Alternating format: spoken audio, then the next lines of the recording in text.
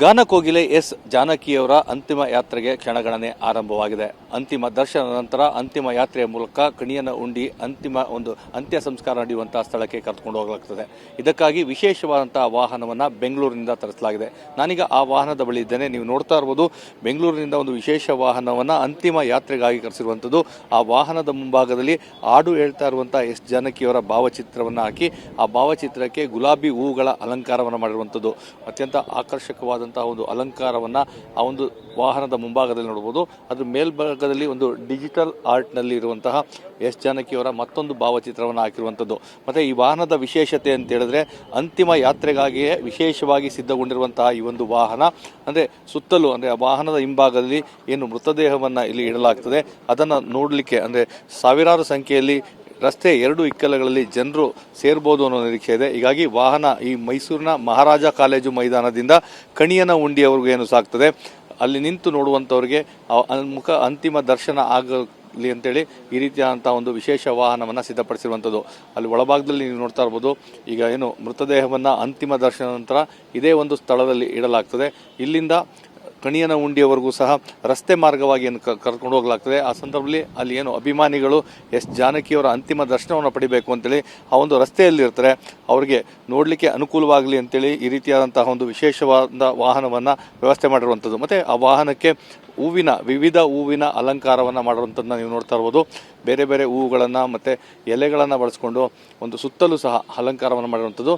ಮೇಲ್ಭಾಗದಲ್ಲೂ ಸಹ ನೀವು ನೋಡ್ತಾ ಇರ್ಬೋದು, ವಿವಿಧ ಹೂವುಗಳ ಒಂದು ಆಕರ್ಷಕ ಅಲಂಕಾರವನ್ನು ಮಾಡಿ ಹೂವಿನ ಒಂದು ರಥವನ್ನು ಸಿದ್ಧಪಡಿಸಿರುವಂಥದ್ದು. ಈ ಒಂದು ಅಂತಿಮ ಯಾತ್ರೆಗಾಗಿಯೇ ಈ ಒಂದು ವಾಹನವನ್ನು ಬೆಂಗಳೂರಿನಿಂದ ತರಿಸಿರುವಂಥದ್ದು. ಯಾಕಂದರೆ ಸಾವಿರಾರು ಅಭಿಮಾನಿಗಳು ಈಗಾಗಲೇ ಅಂತಿಮ ದರ್ಶನವನ್ನು ಪಡೆದಿದ್ದಾರೆ. ಇದರ ಜೊತೆಗೆ ಅಂತಿಮ ಯಾತ್ರೆಯೂ ಸಹ ಆಗಬೇಕು. ಯಾಕಂದರೆ ಮೈಸೂರಿನ ಬಗ್ಗೆ ಅವರು ಅಪಾರವಾದಂತಹ ಪ್ರೀತಿಯನ್ನು ಹೊಂದಿದ್ರು. ನನ್ನ ಕೊನೆ ಉಸಿರು ಈ ಒಂದು ಮೈಸೂರಿನಲ್ಲೇ ಆಗಬೇಕು ಅಂತಿದ್ರು. ಅದರ ಜೊತೆಗೆ ಮೈಸೂರಿನ ಮಣ್ಣಲ್ಲೇ ನಾನು ಅಂತ್ಯಕ್ರಿಯೆ ಆಗಬೇಕು ಅಂತೇಳಿದ್ರು. ಇದೇ ಒಂದು ಕಾರಣಕ್ಕಾಗಿ ಈ ಎಲ್ಲ ಒಂದು ವಿಶೇಷವಾದಂತಹ ಸೌಲಭ್ಯವನ್ನು ಮಾಡಿಕೊಂಡಿರುವಂಥದ್ದು.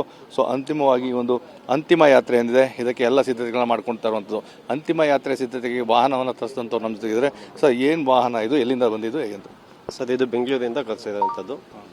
ಇದು ಮಾತಾಡಿ ಸರ್, ಇದು ಬೆಂಗಳೂರಿಂದ ತರಿಸಿದ್ದು ಗಾಡಿನ ನಮ್ಮ DH sir doctor Mohan sir ಅಂತ ಇದ್ದಾರೆ, ಅವರು ಇವ್ರಿಗೆ ಹೇಳಿ ಅಲ್ಲಿಂದ ಬೆಂಗಳೂರಿಂದ ತರಿಸಿದ ಗಾಡಿ ಇದು. ಏನು ವಿಶೇಷ ಅಂತ ಸರ್ ಈ ವಾಹನದ್ದು? ಸರ್, ಇದು ಗ್ಲಾಸ್ ಮತ್ತೆ ಔಟ್ ಲುಕ್ಕಿಂಗು, ಇಂಟೀರಿಯರ್ನು ಮತ್ತೆ ಡೆಕೋರೇಷನ್ಸ್ ಇದೆಲ್ಲ ಚೆನ್ನಾಗಿರುತ್ತೆ ಅಂತ ಹೇಳಿ ಅಲ್ಲಿಂದಾನೆ ತರಿಸಿದ್ರು ಗಾಡಿ.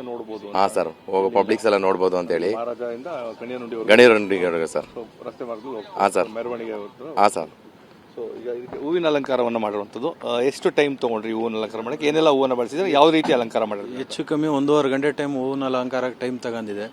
ಗುಲಾಬಿ, ಚೆಂಡು, ಬ್ಲೂ ಡೇಸಿ, ಜಿಪ್ಸಿ, ಕಾಮಿನಿ, ಈ ಜರ್ಬರ ಎಲ್ಲ ಹೂ ಯಾವ್ಯಾವುದು ಒಳ್ಳೆ ಹೂ ಕಾಣಿಸುತ್ತೆ ಅವೆಲ್ಲ ಹಾಕಿ ಅಂತಿಮ ಯಾತ್ರೆಗೆ ರೆಡಿ ಮಾಡಿಕೊಟ್ಟಿದ್ದೀವಿ ಸರ್. ಇದು ಅಂತಿಮ ವಾಹನದ ಮತ್ತು ಅಂತಿಮ ಯಾತ್ರೆಗೆ ಆ ಹೂವಿನ ಒಂದು ಅಲಂಕಾರ ಮಾಡಿರುವಂಥ ಮಾತು.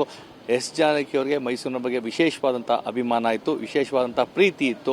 ಆ ಪ್ರೀತಿಯನ್ನು ತೋರಿಸ್ಕೊಳ್ಳಿಕ್ಕೆ ಮತ್ತು ಪ್ರೀತಿಯನ್ನು ಸಾಕಷ್ಟು ಜನರು ಇಲ್ಲಿ ಸೇರ್ತಾರೆ. ಅಂತಿಮ ಯಾತ್ರೆಗೂ ಸಹ ರಸ್ತೆಯ ಇಕ್ಕೆಲಗಳಲ್ಲಿ ಜನರು ಬರ್ತಾರೆ.